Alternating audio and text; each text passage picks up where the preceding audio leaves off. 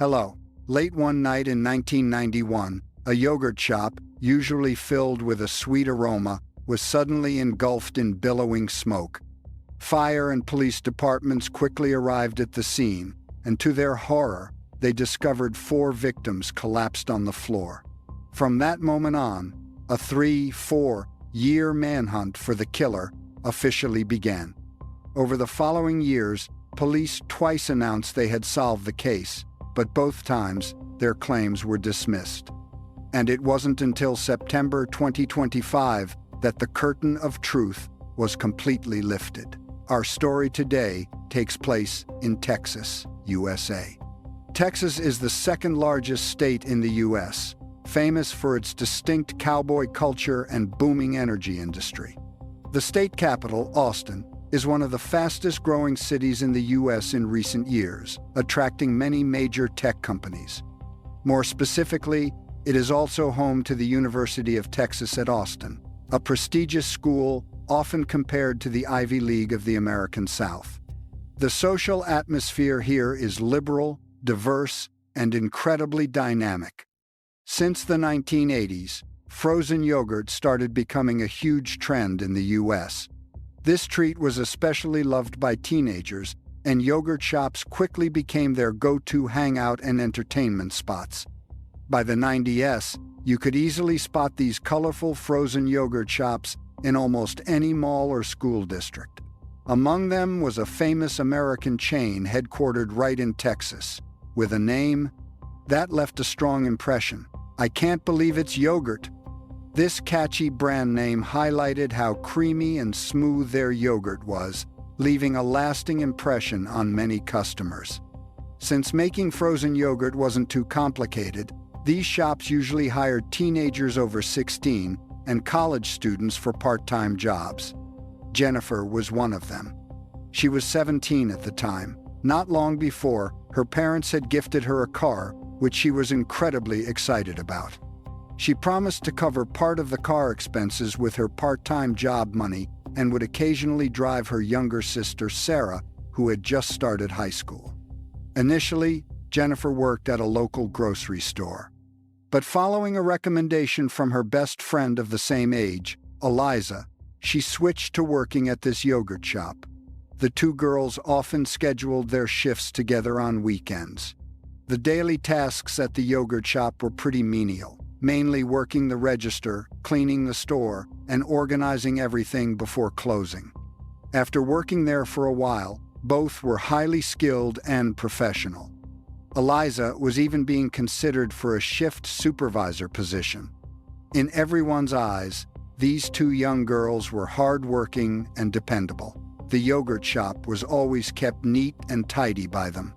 But no one could have imagined that right in this familiar shop, a terrifying tragedy was about to strike. The 6th of December, 1991, was a Friday. It was also the second to last week of the semester, and the kids in Austin were starting to gear up for a long winter break. Sarah, just like her older sister Jennifer, wasn't only a great student, but also very active in extracurriculars. Both sisters were members of the Future Farmers of America, FFA.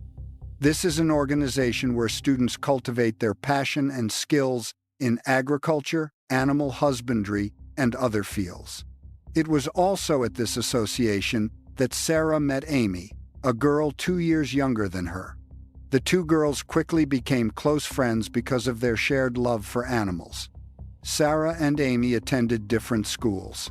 They rarely got to see each other during the week, so that day they planned a sleepover at Sarah's house to catch up on the past few weeks and discuss plans for the upcoming winter break.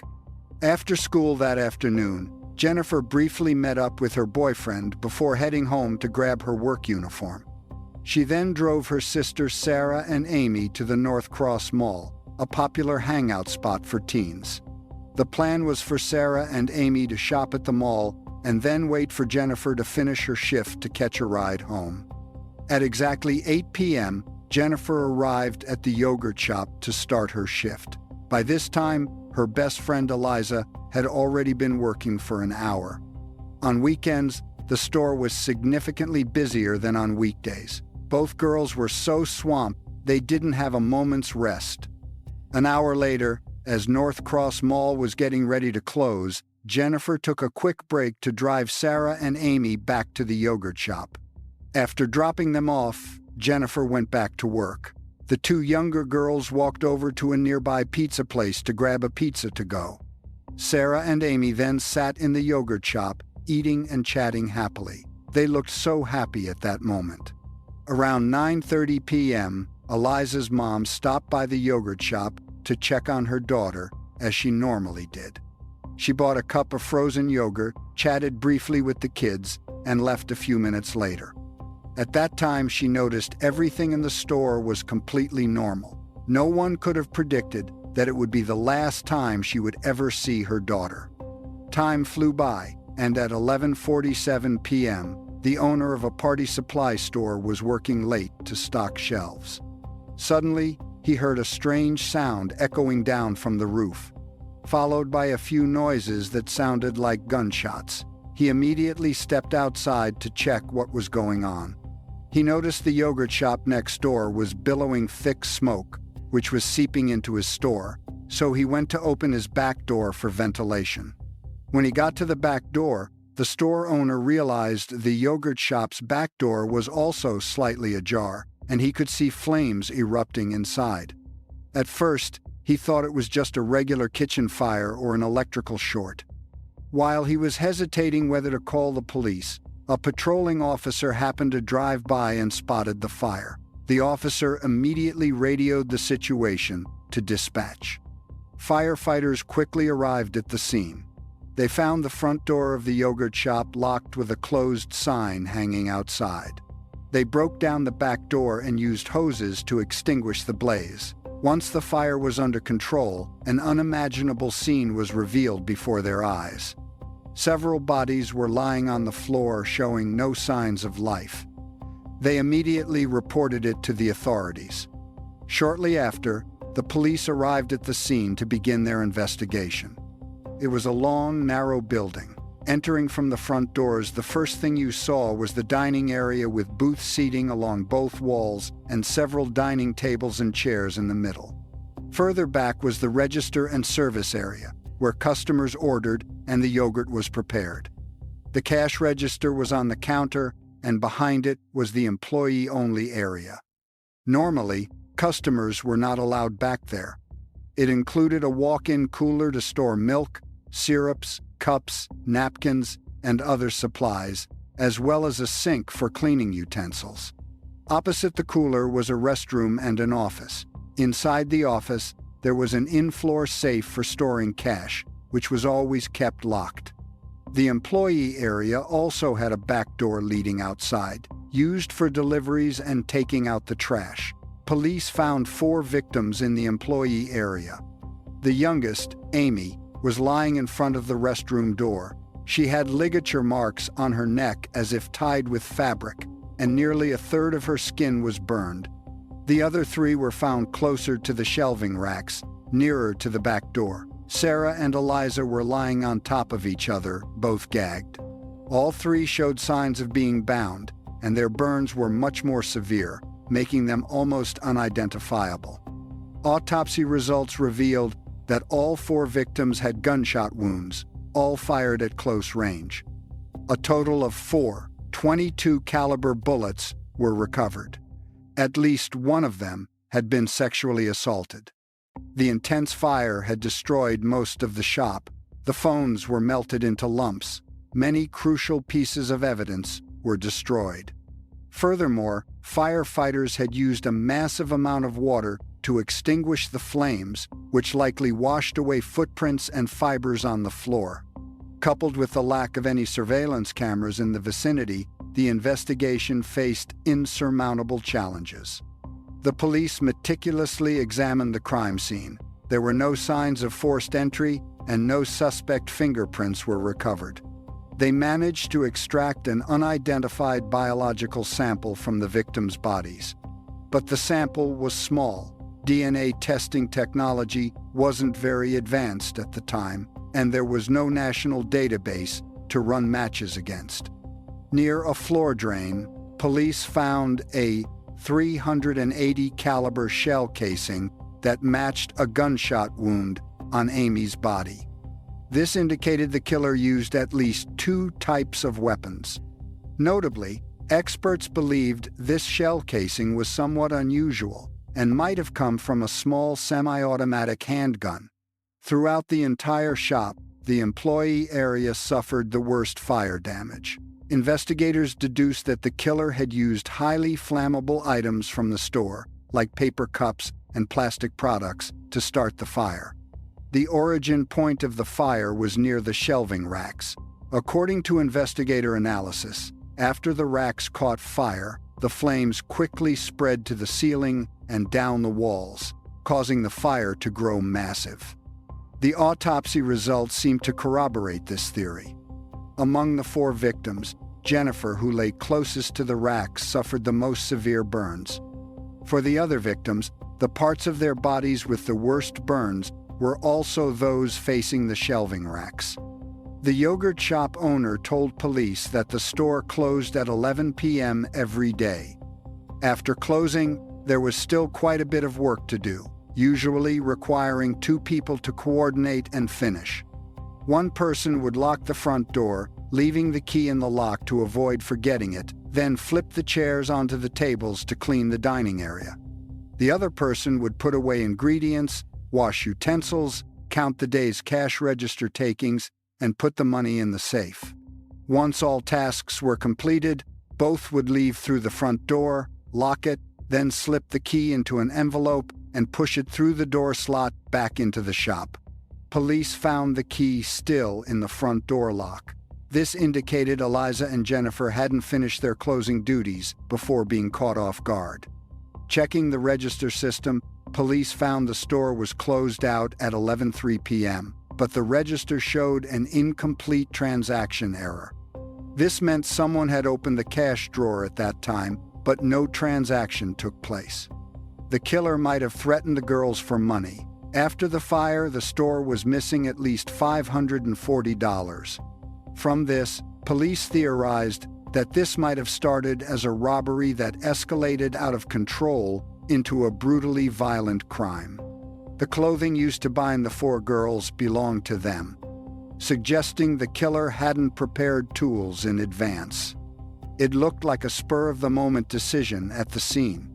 Police then looked into the social circles of the 4 victims. Relatives and acquaintances all confirmed they were very positive and kind-hearted girls.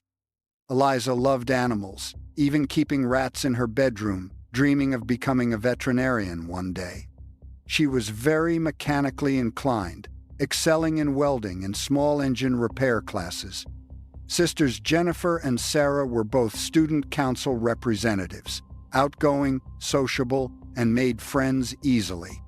Amy grew up on a farm, started horseback riding at age 3, and also wanted to work with animals in the future. In the eyes of friends and family, all 4 girls were good, hardworking students who hardly had bad blood with anyone. Police then shifted their focus to finding witnesses. They interviewed every customer who had visited the yogurt shop that day and nearby residents, hoping to find a clue. Among them, the testimony of one man caught the police's attention. This man was a former police officer who was running a security company at the time of the murders. His professional habits made him very sharp at spotting suspicious individuals. Around the time of the incident, that night, this retired cop went to the yogurt shop to buy yogurt for himself and a friend. While waiting, he noticed a man in a camouflage jacket constantly pacing around the shop waiting to order. He kept telling others that he was in no rush and to go ahead and order first. When the retired cop got close, this man deliberately asked if he was a police officer, then offered to let him cut in line, but was refused. Finally, the man went up to the counter and only ordered a can of soda. After paying, he walked around the counter and into the employee area. Feeling something was off, the retired officer asked Eliza about it. Eliza replied that the man just wanted to use the restroom. Still feeling uneasy, the retired officer stayed in the shop for a few more minutes, but the man didn't come out. Since his frozen yogurt was starting to melt, he eventually had to leave. According to the investigation, the last customers to visit the yogurt shop that night were a couple. At 10:42 p.m., after just finishing a movie, they decided to grab some sweets to take home. They went to the yogurt shop and reported also seeing a man in camouflage. At the time, he and another man were sitting at a table near the counter. A few minutes later, as the couple was getting ready to leave, an employee started flipping chairs onto the tables to clean the dining area. But the two men remained seated. On the day of the murders, over 50 customers had visited the yogurt shop. Many of them had seen those two men sitting in the shop. After the incident, the store owner emphasized that only he had the key to the back door, and that door was usually kept securely locked. However, at the time of the murders, it was slightly ajar. Coincidentally, the man in the camo jacket had gone into the employee area earlier. Police suspected he might have used the excuse of going to the restroom to unlock the back door in advance, prepping for their next move. From crime scene photos, one chair in a booth near the counter was missing, and the tissue box on the table was completely emptied. It was speculated that this was the exact spot where the two suspicious men had been sitting. They waited until all customers had left before making their move. Several witnesses were able to sketch out the physical traits of the two suspects. The man in camo was about 25 to 30 years old, tall, muscular, clean-shaven, with a clear and deep voice. His accomplice looked about 30, was 5'6", had blonde hair, and wore a black jacket. These two might have been driving a green car. Based on descriptions, police created composite sketches of the suspects and synthesized the available evidence to build a rough profile. Aged around 20 to 30, low education level, emotionally unstable. Quite familiar with the area surrounding the yogurt shop and might have had a criminal record for arson or other offenses. They released the suspects' sketches and descriptions to the public, hoping anyone with information would actively come forward. The sheer brutality of the crime sent shockwaves through the community. Billboards and taxis displayed notices pleading for tips. The initial reward of $25,000, about 639 million VND, was raised to $125,000, about 3.2 billion VND, making it the highest reward ever offered for a crime in the Austin area. Police subsequently received numerous tips, but most were misleading, turning the investigation into a confusing maze. All four victims were members of the Future Farmers of America. Initially, police suspected the murders might be linked to social dynamics within the association. However, they quickly confirmed that the association members were mostly students of the same age and had absolutely no conflicts with the four victims. At the time of the murders in the early 90s, the U.S. was still under the influence of the Satanic Panic. This was a wave of social panic in the U.S. and Western countries during the 1980s and 1990s, where people believed secret cults were performing sacrificial rituals and brutal crimes, especially against children. According to reports, secret groups were allegedly carrying out illegal activities. Police received a tip about a group of local teenagers. They were obsessed with the occult, often dressed in black, and exhibited strange behavior. Objects resembling bones were also frequently seen around them. However, an investigation confirmed that these individuals were merely living out a role-playing game, and those objects were just fake props unrelated to the case. Among the many leads, a tip from Mexico once made police believe they were the closest they'd ever been to the truth. 10 months after the murders, Mexican police arrested two men suspected of kidnapping. One of them bore a striking resemblance to the suspect's sketch in the yogurt shop murders. Shortly after, they announced that one of the men had confessed to participating in the crime. U.S. media outlets widely reported this shocking news, making the public believe the case had been cracked. Upon hearing the news, U.S. police set out to verify it. However, they discovered that the timeline of the crime, the layout of the shop, and other details described by the two men did not match the actual facts. A few days later, both men suddenly recanted all their statements, claiming they were coerced and assaulted by Mexican police. Ultimately, both men were cleared as suspects. In the early stages of the investigation, over 50 people falsely confessed to being the killer in the yogurt shop murders. Among them was even a notorious serial killer, Kenneth McDuff, who lived in the Austin area and committed numerous crimes between 1989 and 1992, targeting female victims. Nearly 7 years after the yogurt shop murders, in 1998, right before his execution, he suddenly confessed to committing the crime. However, police investigated and found that his MO didn't match this case, and there was no physical evidence at the scene pointing to him. He, too, was eventually ruled out. Of the more than 50 confessions police received, most were false claims like these. Those who voluntarily confessed mostly wanted fame, attention, or suffered from mental illness. This heavily drained police energy and resources, constantly derailing the investigation, causing the case to stall and gradually turn into a cold case. In August 1999, almost 8 years after the murders, Austin police formed a new task force dedicated to investigating local cold cases.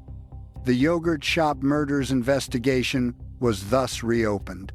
Through a meticulous review of the case files, a group that had previously been cleared by American police once again caught the investigators' attention.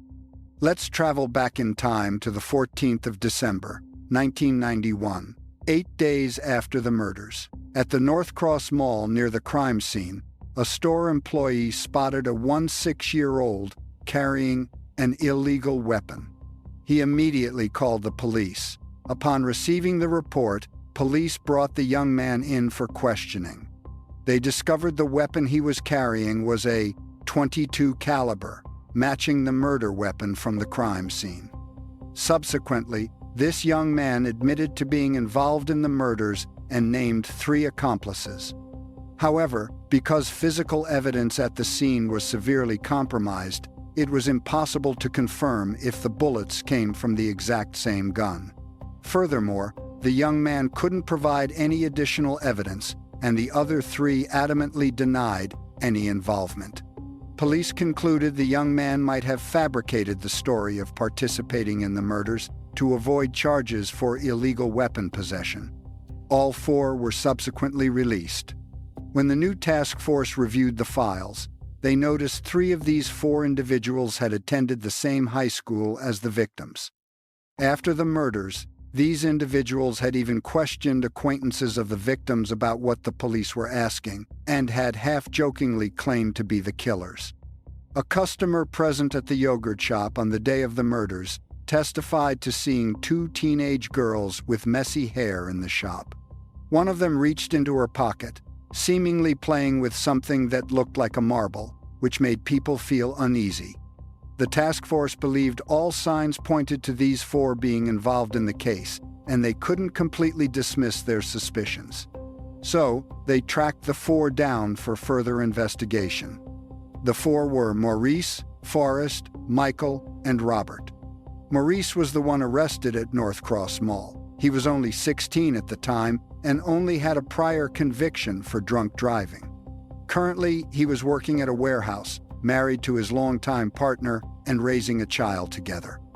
Forrest was the youngest of the group, 15 at the time of the murders, introverted and quiet. Growing up, he ran an auto repair shop. Michael, 17 at the time of the murders, had long blonde hair, was in special education, and rarely socialized. He was also married and worked at a machine repair shop. Robert, 17 at the time of the murders, dropped out of high school less than 2 weeks after the incident. He then worked various part-time jobs and, on Valentine's Day in 1999, had just married his girlfriend. These four used to hang out frequently around the time of the murders, but now they had moved to different areas and barely kept in touch. Police decided to conduct surprise interrogations. Maurice and Forrest steadfastly denied any involvement in the case. Surprisingly, just a few days later, police announced that the other two had confessed. According to Michael's statement, on the day of the murders, the four friends were loitering at the North Cross Mall. Maurice said he was struggling financially and suggested they rob a place, choosing the yogurt shop as their target. The four drove to the yogurt shop. Forrest, being more timid, stayed in the car. The other three went inside. Maurice ordered food, while Michael and Robert used the restroom as an excuse to enter the employee area and secretly unlock the back door.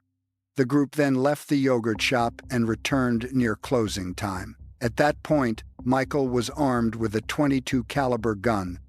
Robert held a small semi-automatic handgun. Forrest stayed in the car as a lookout. The other three entered through the back door but were surprised to find four girls still inside. They demanded money, but the girls said the cash was already in the safe. In a fit of rage, the situation spiraled out of control. Following Robert's suggestion, they set a fire to destroy the evidence. After committing the crime, the three found Forrest had already left, completely unaware of what had happened inside. 8 days after the murders, Maurice was arrested for weapon possession. Robert, knowing this, handed his gun to Michael, who buried it in a riverbed behind his apartment and only disposed of it a year later. Most of Michael's confession aligned with the crime scene facts. Not long after, police held a press conference announcing the arrest and indictment of the four.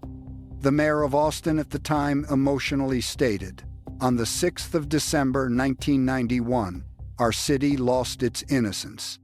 Today, we have regained our confidence. The hope of solving this case is right before our eyes." The entire region was thrilled by the news. The victims' families also expressed their relief. Finally, the truth was about to come to light.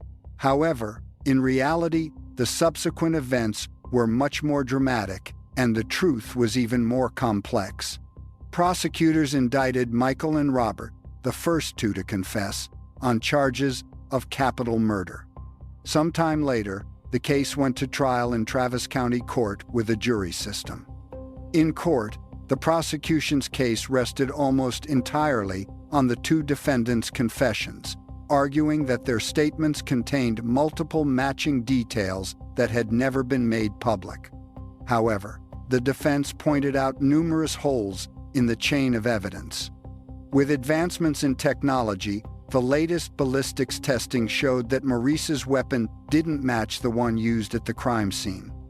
Moreover, before the two were arrested, the prosecution knew this result but failed to present it as evidence. Michael and Robert recanted their confessions in court, claiming they were coerced and threatened by investigators into confessing. Let's watch a clip of Robert's interrogation. I don't know, that's what I keep telling you guys. I mean, this is years ago. But this is one of the most significant things that ever happened in your life. That's why I try to explain to you. If I was there and I took part in this, I would remember these things. Do remember these things. Did the cold guy ever talk to my life? Are you a murderer? I think it is absolutely. In this video, it's clear the police's questions were highly leading. Robert hardly volunteered any details of the crime, appearing incredibly helpless. He repeatedly stated he didn't remember being involved in the case. But the police confidently insisted he did remember and tried to break him down psychologically by criticizing him as cold-blooded. They used similar tactics when interrogating Michael. "I don't honestly remember being in the building. If you were in the building, you were in there with me. I don't believe that. Michael, you have, and you know you were in there." In the video, Michael repeatedly said he didn't remember going to the yogurt shop that night, but police kept insisting he was there, their tone growing harsher, using moral pressure to corner him. A screenshot from a surveillance camera showed that during Michael's interrogation, the officer appeared to use an object to point at Michael to apply pressure. This officer later claimed he was just role-playing to help Michael recall the case details. However, this clearly crossed the line of standard interrogation practices. Notably, Michael's confession stated that after the murders, some of them used paper towels and plastic cups to start a fire in the middle of the room. This contradicted the investigators' initial theory that the origin of the fire was the shelving racks in the corner. Investigators then changed their tune, saying they agreed with Michael's description. After a period of trial, the jury reached a unanimous verdict. The court convicted Michael and Robert of first-degree murder. Robert was sentenced to death, while Michael received life in prison without parole. As for the other two, due to insufficient evidence, Forrest was not indicted. 12 years after the murders, charges against Maurice were dropped, and he was finally released after 3 years in custody. Moving forward, Robert and Michael continuously filed appeals. 2 years later, the U.S. Supreme Court ruled it unconstitutional to impose the death penalty for crimes committed by individuals under 18. Therefore, Robert's death sentence was commuted to life in prison. Concurrently, a landmark case occurred in the U.S., Crawford v. Washington. In that case, a man named Michael Crawford discovered Kenneth trying to make inappropriate advances toward his wife. An altercation ensued, resulting in Kenneth being injured. Crawford was subsequently arrested. At trial, his wife did not testify, so the prosecution used her recorded statements as evidence. Crawford was convicted. In 2004, the Supreme Court overturned the initial ruling, stating that unless a witness appears in court for cross-examination, their out-of-court statements cannot be used as evidence. This ruling established the Crawford Rule. Returning to our case, 13 years after the murders, the Texas Court of Appeals noted that the convictions in the yogurt shop murders were heavily based on the two defendants' confessions. But since neither testified in court and was cross-examined, it violated the Crawford Rule. Therefore, both their convictions were overturned, and the case was sent back to Travis County Court for retrial. 2 years later, technological advancements brought a glimmer of hope for Robert and Michael. Police re-examined the physical evidence at the scene and found an unidentified male DNA profile. When cross-referenced, it did not match any of the 4 men in Robert's group. They thought investigators might have accidentally contaminated the sample. So they checked the sample against over 100 men who might have come into contact with it. But there were no matches. In 2009, 17 years after the murders, the prosecution decided to drop the charges against Robert and Michael. The 2 men were finally released after losing 10 years of freedom. However, for them, this didn't mean true freedom. This wrongful conviction had virtually derailed their entire lives. Initially, Forrest had posted $375,000, about $9.6 billion, VND bail, and was the first to be released. But his auto repair shop had long since closed down, and he struggled to find a new job. Unemployed, labeled a suspect, and burdened by the massive bail amount, he dealt a heavy blow to his mother. Since then, Forrest suffered from PTSD and couldn't trust anyone anymore. 7 years later, after Maurice was released, he was pulled over for a traffic violation but drove away. An officer pursued him, leading to an altercation between the two. Maurice grabbed the officer's weapon from his belt and tried to resist. Ultimately, he was shot and killed. Maurice's family and friends said that due to his experiences in jail, he became paranoid that police were always watching him and would arrest him again. That's why he exhibited extreme hostility when approached by the police. Michael's marriage also fell apart due to this ordeal. Robert had to bear the label of a murder suspect for a long time, making it hard for him to make a living. Not only that, prosecutors told them that dropping the charges didn't mean they were innocent. If new evidence surfaced, they could still be indicted. Under Texas law, only those officially declared actually innocent by a court are eligible for state compensation. Thus, Robert's repeated requests for compensation were all denied. Clearly, for these men, only finding the truth could allow them to truly start their lives anew.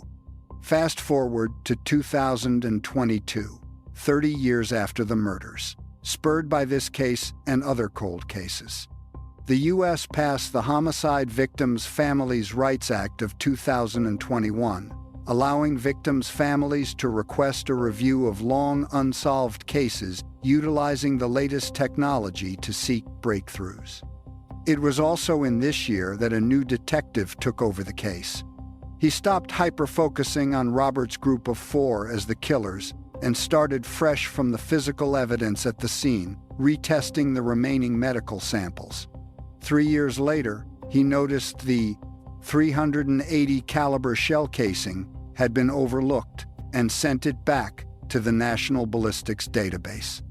This system could compare bullets from different cases, linking weapons together. Very quickly, the system showed this casing matched an unsolved case in Kentucky from 1998. Police then went to the local area to investigate and discovered the killer's DNA profile. The DNA in both cases matched, highly suggesting the same murder weapon was used. Police from both states collaborated to build a more complete DNA profile and asked labs nationwide to run manual comparisons. Their hard work paid off. A lab in South Carolina reported finding a similar DNA profile. Police then retrieved the DNA sample from under Amy's fingernails, and the comparison resulted in a perfect match.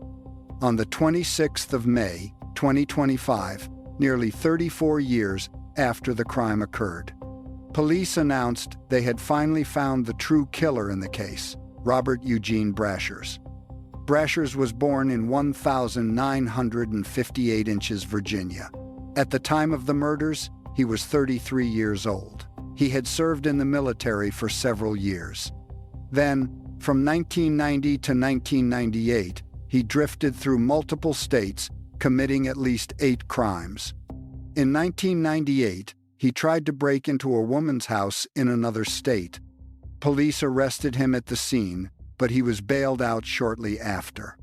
9 months later, while tracking a stolen car, police found traces of Brashers. Realizing his connection to prior cases, they surrounded him. During the standoff, Brashers took his own daughter hostage, engaging in a 4-hour standoff with police. In the end, he took the extreme way out, ending his criminal life. In 2018, 27 years after the yogurt shop murders, police discovered he might be a suspect in multiple cases. They exhumed his remains, extracted a DNA sample, and entered it into the database, which later allowed for the successful match. Investigation revealed Brashers' MO closely mirrored the yogurt shop murders. He often carried 2 guns alone, used the same murder weapon, used victims' clothing to bind them, and sometimes set fires to conceal the crime scene. The day after the murders, he had appeared at a border checkpoint near Austin and was arrested for driving a stolen car. Investigators confiscated a .380 caliber handgun from his car. After ballistic analysis, it was identified as the murder weapon used in the yogurt shop case. This meant police had actually arrested the true killer the day after the murders. They just didn't realize it. The case was finally solved after 34 years. Brashers' daughter was deeply shocked by the news. She said in her memories, he was just a normal father who often played with his kids and worked in construction. However, he did have his quirks, like disappearing for weeks at a time every year and occasionally showing dangerous behavior. After the yogurt shop murders case was cleared up, his daughter said, "I am so incredibly sorry to every family my father hurt.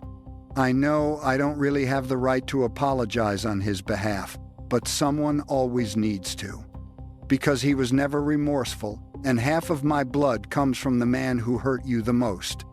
So I want to say I'm sorry." I am so deeply sorry for all of this. But I'm also truly glad that you finally got the truth. In February 2026, the Travis County Court officially declared Michael and Robert innocent. Except for Maurice, who had passed away. The other three, who were minors when the crime occurred, were now in their 50s. After more than 30 years of waiting, they finally washed away the stigma that had haunted them for half their lives and regained their innocence. Under Texas law, those wrongfully convicted and later declared innocent can receive state compensation up to $80,000, about 2 billion VND per year. Based on the actual time served, Robert and Michael will likely file for compensation next. Besides those who suffered wrongful convictions, this case brought immense pain to the families of the 4 victims. Jennifer and Sarah's parents lost all their children in a single night. Eliza's mother passed away 10 years before the truth came to light, carrying her grief through 34 long years. The only solace the victims' families had was reaching a settlement with the yogurt brand and the mall. After receiving the compensation, they used the funds to establish a non-profit organization named after the first initials of the girls' names, meaning "We Will Not Forget." The organization distributes safety materials to businesses and schools across Texas to prevent similar tragedies. In 2025, upon learning the true killer had been found, Jennifer and Sarah's mother shared, "It's been such a long time. What we've wanted all along has always been the truth of the case. We never wanted innocent people to be put in prison or wrongly accused. We weren't seeking revenge, just the truth. Now, the truth of the case is clear. We can finally bring peace to the 4 girls and untie the knot in the victims' families' hearts after so many years. This decades-long mystery case is finally closed. After nearly 34 grueling years, a long and arduous journey for justice, mired in the darkness of false confessions and wrongful convictions, has finally come to an end. The Austin Yogurt Shop murders, ignited by a wicked fire on a cold winter night in 1991, became a haunting nightmare, tearing apart the lives of innocent people and inflicting endless tragedy on the victims' families. But then, thanks to the tireless perseverance of dedicated investigators and remarkable advancements in forensic technology, the curtain of mystery was lifted to reveal an unexpected truth. Robert Eugene Brashers, the true perpetrator, a cold-blooded serial killer, was finally unmasked. Even though justice arrived late and cannot fully heal the deep wounds left by time, at least it brought peace to the wronged souls and cleared the names of the falsely accused. And it ignites the hope that no matter how much time passes, the truth will eventually be exposed. This case serves as a lasting reminder that on the path to justice, perseverance, and faith in the truth are inextinguishable lights. Today's video ends here, and I'll see you guys in the next videos. Bye.